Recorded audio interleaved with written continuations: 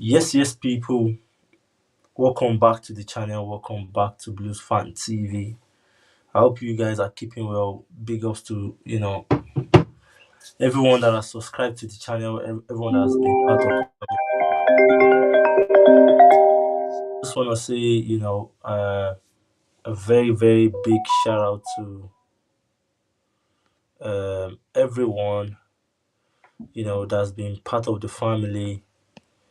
Um, yeah, I want to say big shout out to everyone that's been part of the family. You know, your support and love and everything is really appreciated. So we're back here with Estival for Prime Minister KC. So we will be previewing the game tomorrow against PSG and Chelsea, and of course we'll be talking about some few things as well. It's a lot of drama today around Chelsea FC, and of course, you know there is James as well. Man is back on injury again, so if you're very much around, please stick around. Let's talk about everything possible. And if you want to add anything to the conversation, please drop your comment in the comment section. Then we can also look into it and obviously discuss it together. So, Casey, first leg was shamble. I think very big eye hope from every Chelsea fan, but unfortunately, we started the game very well. To be honest, like to my own opinion, what you definitely expect is that sort of what we saw in the first half, where the we considered two goals, but we managed to pull one back, and when we got into the second half, we also respond, but unfortunately, things changed around in the blink of eye. We started from the goalkeeping error and you know defensive error, and that's how we find ourselves in a big mess where we concede three goals in 11 minutes or so. You know, but that's what it is. Back to the Stamford Bridge, and you know, what do you think about this game tonight? Tomorrow? Oh man, I mean, we're just watching it for pride. We're just playing for pride. I bought my ticket before the first leg because I thought, yeah, like PSG, like these guys will. I thought these guys were gonna turn up. I thought these guys were gonna show a bit of something. Yeah, But as you said, like to be fair, up until I would say the 60th minute, 70th minute, we were actually in the game. We were competing. But then, yeah, as you said, the last 20 minutes, it was a complete and utter disaster. I mean, from the goalkeeper to the defense to Rafinha, that game is on Rafinha. So, I mean, to be fair, we're down 3 goals. I do not believe we're coming back into this leg. I don't believe we're going to win this leg. And people want to talk about, oh, but Chelsea done it against Napoli 14 years ago. But yeah, look at the players that we had. We had Drogba, Essien, Lampard, Terry, Cech, Ashley Cole, Ivanovic. We had men. We had men that could do that. That under these sorts of situations can turn up. When pressure comes, they produce diamonds. These group of guys can't produce jack. These group of guys have no cojones to them. They have no balls to them. They've shown throughout the season when there's big games on the line, they cannot turn up. So yeah. tomorrow's about pride. Tomorrow's about pride. Tomorrow's about not making the scoreline look as bad as it would be. Because if we're not careful, this could almost be like a Arsenal Bayern situation where before Arsenal became good and Arsenal in their banter era, they were getting what beat 10-2 on aggregate by Bayern, 8-2, 10-2. Every time they faced Bayern, it was a massacre. It Yeah, could be like that tomorrow. And I wouldn't be surprised because these players have shown that they don't have nothing to them. And obviously with the injury to Reece James, I think it's a massive. I think it's that's massive. out any very little hope that we'll have in order to come back in this tie. So I'm not looking forward to tomorrow. I was debating about whether I'm gonna go tomorrow or not, but I said I'll go because maybe you never know, you never know, you never know. That 1% delusion, that 1% faith that you have, that 1% delusional faith that you have could come to pass and we could end up going through. But I just don't see it happening. But we're just playing for pride at this point tomorrow, man. Honestly, we're playing for pride.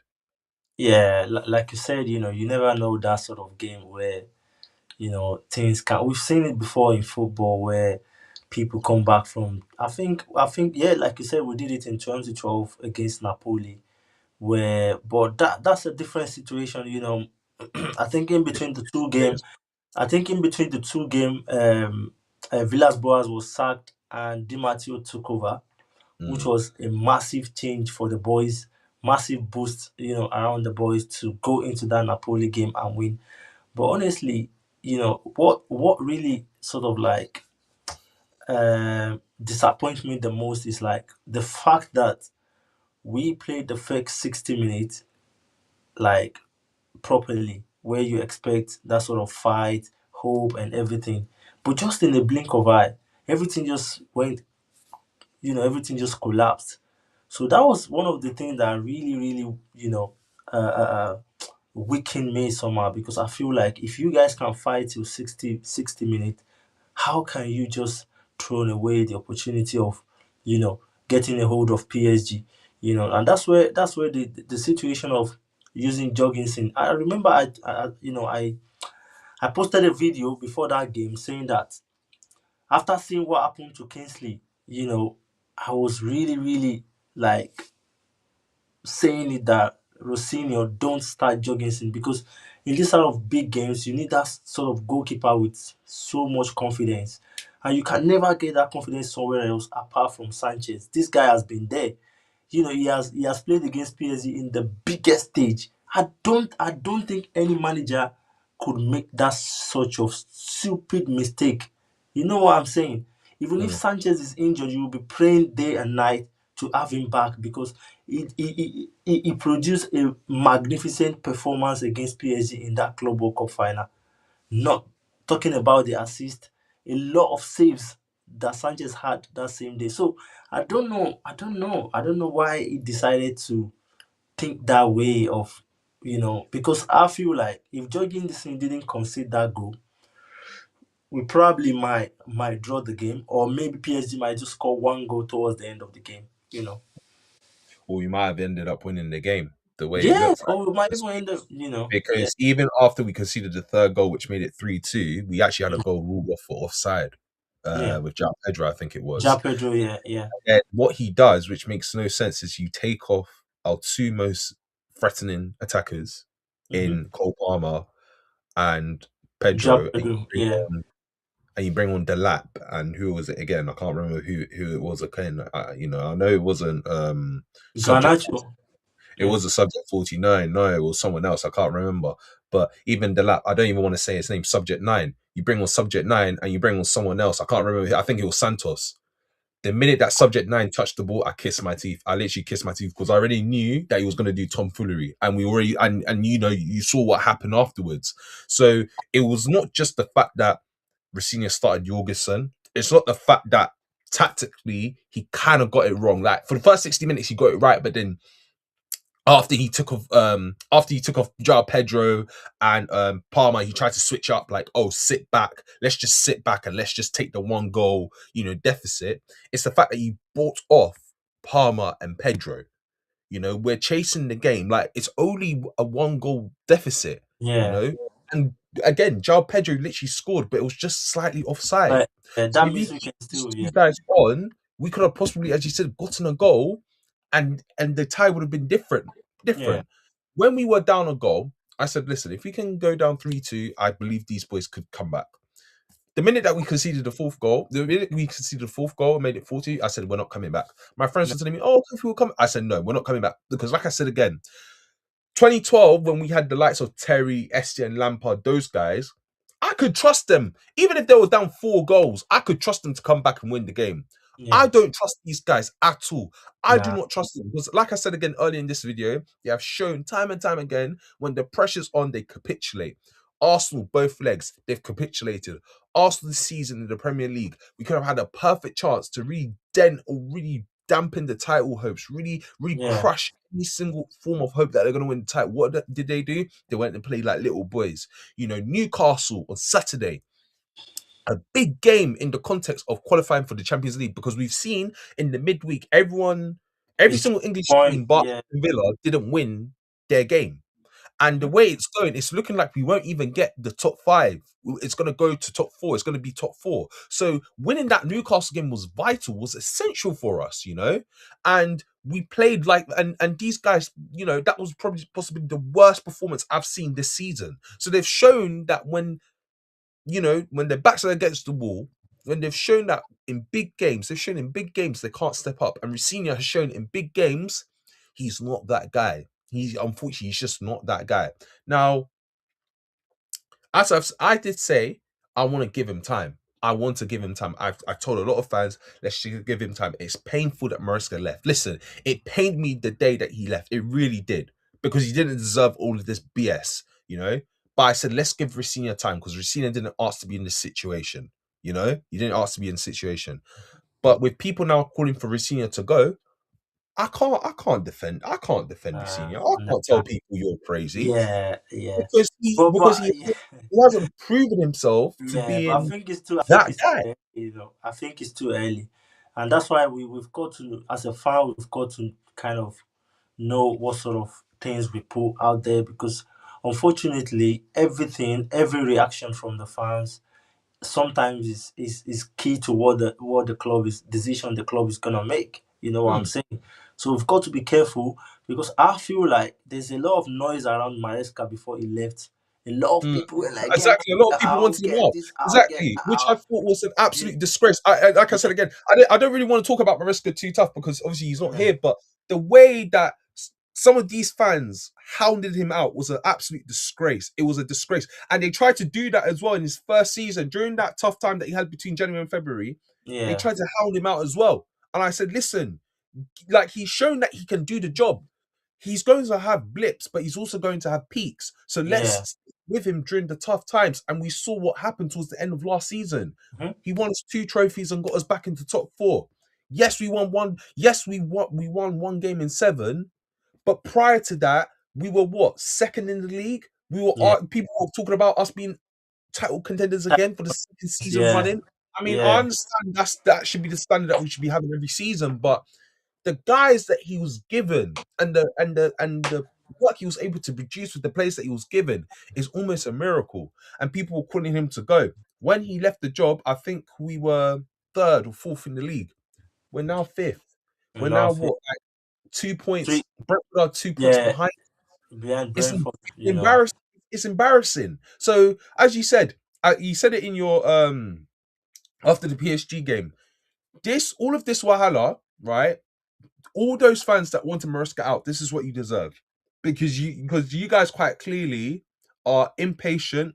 You guys don't know how you know You know, projects work. You're not patient. You're just rash. You don't have no yeah, footballing because IQ.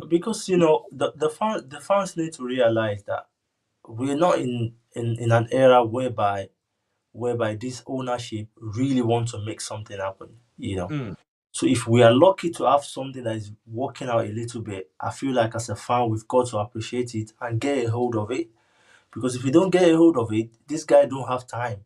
They'll just swipe it off and bring in something else that will. That's what I think happened.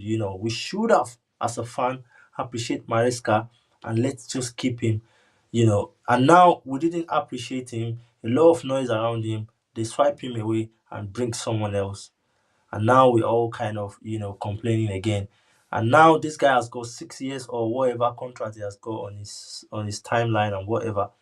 I don't even see them chasing him away for now, you know. mm, But the main no. problem is like, what's going on in between these players? There's a lot of shout out there about the hurdles and whatever. And honestly, I'm not impressed about what the pundits are saying about the hurdles. It is the player's choice. It is the coach wishes for his players to come around and do their stuff before the game. But when you're not getting that result, it's become shameful, bro. You know what I'm Yeah, saying? yeah, It yeah. They're becomes obviously going shameful to because talk about that. if if Exactly. if you if you want to let people know that you're together as a team, but you're not fighting on the pitch. you're not, you're not doing the right thing. You look shambles. You are easily get into. Imagine we've considered like 6 goals in 2 games. Silly goals. So what's the excess of the others? It doesn't make any sense. Then we shouldn't be doing it if we are not getting results. You know what I'm saying? So now I'm just being skeptical about. Are we sure that this guy is really, really have a hold of that players? Is it really making any impact? Because talking about the tactics and lineups is just following what Maresca has built. I can't see any That's the tactical whole thing. genius from this guy. You know. This is the problem that I had with a lot of fans. One of the main reasons why they wanted Maresca was because he played boring football. I think you have to understand that Rossinian's football is very similar to Maresca's football. It's just an evolution. That's what the sporting directors would like. That's what they called it when he first came. It was an evolution on Maresca's tactics. Mm. As you said, he's just tried to play Maresca ball, but it's even worse. It's more Right. boring. Like I went to the Newcastle game and I almost slept. It's so boring. It's just like pass, pass, pass, pass, pass, pass, pass. If the shot is on, let's not take the shot. Let's just carry on passing and the defensive stability, something that Maresca was working really, really hard on to improve, is out of the window. Defensively, we're Yeah. shocking. Open gaps. I mean, the goal that we conceded at that Newcastle game, absolute disgrace. No six, no eight, centre backs wide apart. It was just one ball, One one ball. ball, Yeah.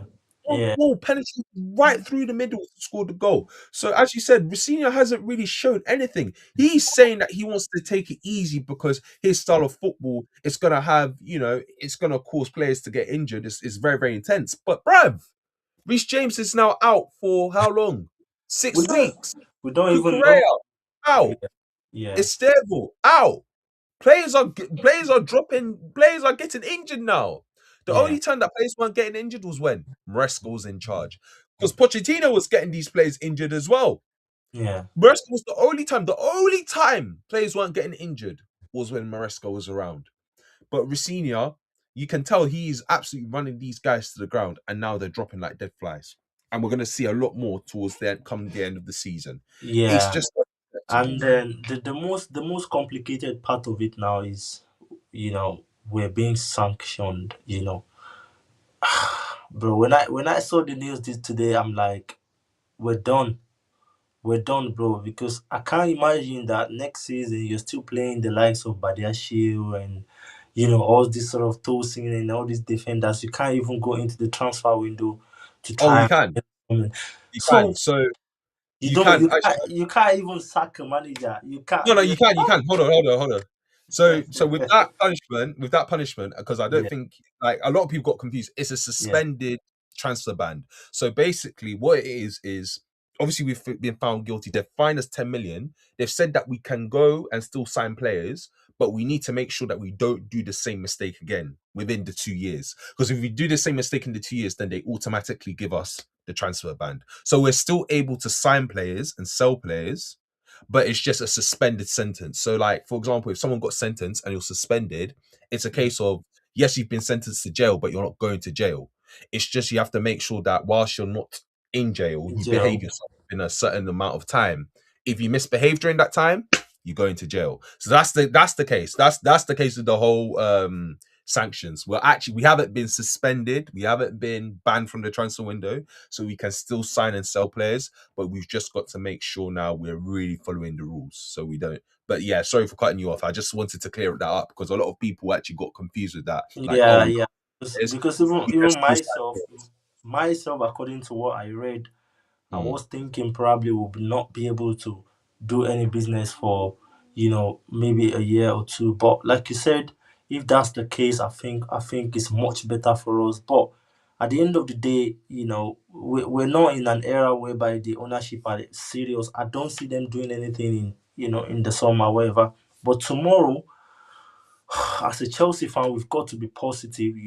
I still believe, but the main big issue is Reese. Reese is out, bro. I think that's something that when you think about, you just like you just give up, you know.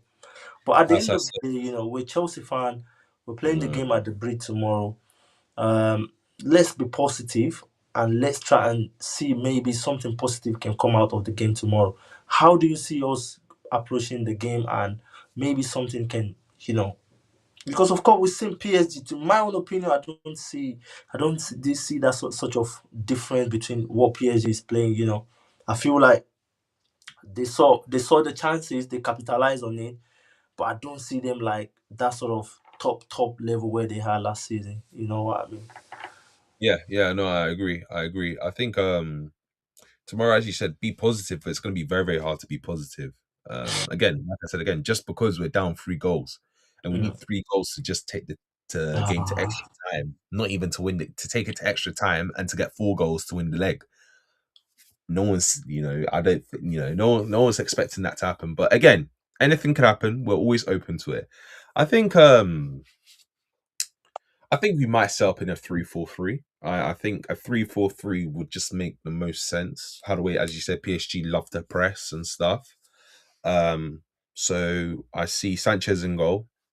I think it will be a back three of Chalobah, Fofana, and Achimpong. I think Achimpong will get a run in because obviously of Reece James's injury. I think on the left side we have Kukurea. On the right side we have Malagusto. In the two centre mids, we'll probably have Andre Santos and Caicedo.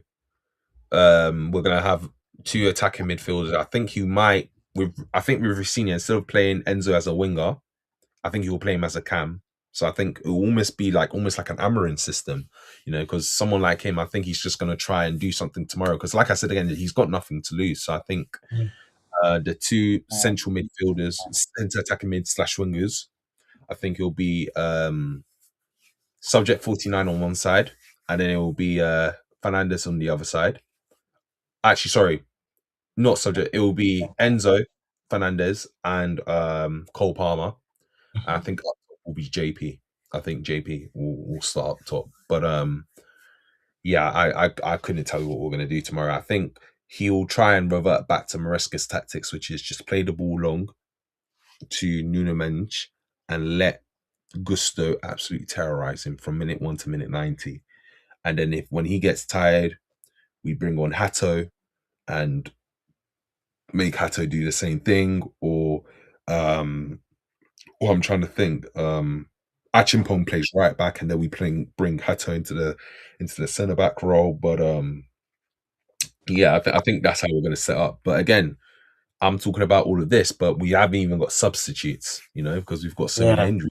We've got any wingers, so again, it's really, really tough to predict where we're going to line up. But I think that's the lineup I'm thinking we should take, and I think possibly Rossini might take as well. So yeah, Right. So what's your score prediction tomorrow? I feel like with what you just said now, sometimes football might be a little bit dramatic. I feel like I'm seeing something happening tomorrow. Maybe Palmer can be a little bit exceptional tomorrow, and maybe we're getting 2 goals before the halftime, or and I feel like something different might happen tomorrow. Maybe we can get 2 goals in the first half, and you know, second half we must score another one lucky goal, I'd and love to be 3 so 0 3 optimistic 0 as in you. 60 minutes.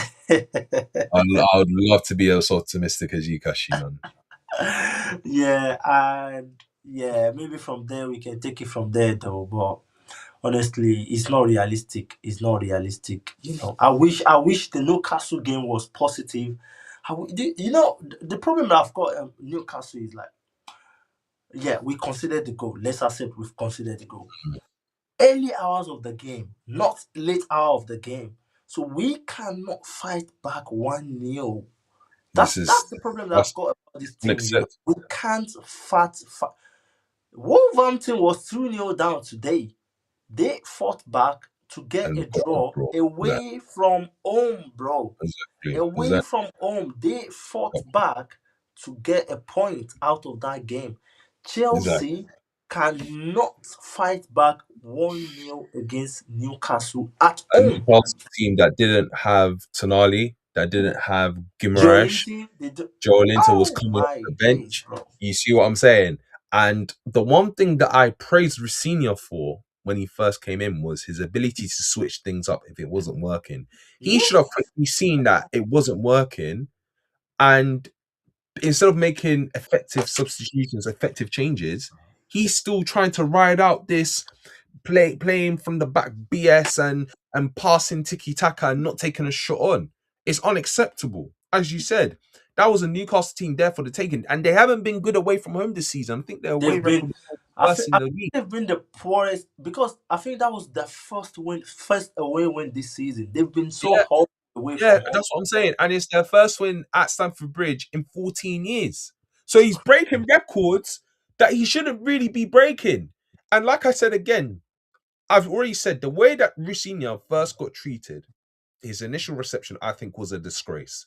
It was almost giving Graham Potter when he first came to the club. No one gave him a chance. No one wanted to give him a chance. Everyone was immediately Graham Potter out after the minute he first signed with the club. And I personally believe because of how the way the fans didn't support him, that played a part in him being such a terrible manager during his time at the club. A lot Yeah, of fans were trying to do the exact same thing to Rafinha, but Rafinha proved himself. But originally, Rafinha, it looked like Rafinha was going to prove himself to being a capable manager. And one of the reasons why he showed it was because his willingness to change, his willingness to adapt, his willingness not to run through the course if it isn't working. yeah, But we've seen recently Wrexham, PSG, now Newcastle, that if something ain't working, he ain't gonna make the right substitution. He ain't gonna make the right call like he did earlier on. It's like he allows the game to get to him. It's yeah, like, again and again, it kind of makes sense because he's never been in a situation like this. But this yeah, is why, again, we always have to look at the sporting directors. Why would you go for a guy like that? You yeah, know, yeah, Chelsea yeah. football Club, you can go for the big names, but no, they don't want that. They want a yes man. They want a yes man that will kiss ass. They'll say that this club is amazing. These players are world class. This, that, and the Ab- third. That's what Senior Absolutely does. true. He just Absolutely his true. Yeah, arse. He hasn't got no backbone. He's a coward. Like respectfully, he is a coward. He's got no backbone. He's got no bite to him. He all the time he likes to kiss ass with everyone, kiss ass with the owners, kiss ass with the players, and he's talking about oh yeah, we want to respect the ball in the huddle. Like shut up. We lost the game, and the first thing you want to be talking about is huddles, and then he has the cheek and the audacity to come out and say, "When I've had these group of players, we've been third in the league in terms of form." That right there, when you say stuff like that, that tells me that this job is too big for you. yeah, Because I absolutely. don't care if we're first in the league or second in the league based on form. We have to go in with the mindset of winning every game. And if we don't win, it is unacceptable. And you have to come out and say it is unacceptable. You can't come and kiss ass and be like, oh yeah, like I've got world class players, I've got world class players. If that's the case, then that means you must be a terrible manager. Because if you've got world class players, you should be able to be winning, you should be able to be beating teams like the likes of Newcastle, a weak Newcastle, Yeah, and convincingly demolish and finish off Wrexham, but you're keeping the games close. You can't finish off the games. But I'm going on. I know we're going on a rant about Rafinha, but it's so frustrating because it's like I've given him a chance, and I'm still gonna give him a chance. But it's like every single game that goes past, it's almost like he's proven the fans that wanted him out correct, and he is not helping himself at all. He's not helping himself at all, and it's really, really frustrating because some of the comments yeah, he'll be saying as well, it seems to me that he's very, very delusional, and he yeah. doesn't know what's happening right now, and it's not acceptable, man. It's just not acceptable, honestly. Yeah, like you said, to be honest, for a manager like that that doesn't have anything on his CV, no experience, should be expecting something like that. If you're signing for Chelsea, the club is far way bigger than you. You know what I'm saying? I Yeah. don't. It shouldn't. That shouldn't be something that, in my own opinion, it should be expecting something like that from the fans because 100% everyone know that this job is far bigger than you. So having allowed that to get into his head, to me, is just one step away from losing his job. Because you've got to accept from the first day that this job is bigger than me. Then how do I, move forward to confuse these fans, to let people, which he tried to do it. I think the first six game was okay, but like I keep saying, even from the first day that he came in. I have not seen anything tactically different from what Maresca is doing. It's just like a continuity of, you know, the bricks that Maresca has already built. which the sporting directors did say they wanted to do. So Yeah, that is on the sporting directors of anything. They didn't yeah, want to change up. We still want to keep Maresca football and all of that, but we just want yeah, to get someone else because we feel like Maresca has gotten too big for the boots, and we still need that yes man there. That's yeah, why they just appointed Racino because he's just another yes man to the sporting directors and to the owners. yeah, 100%, 100%, bro. Yeah. So, guys, that's where we're gonna stop for tonight. Casey has, take us through the tin and tons of what he think is gonna happen tomorrow.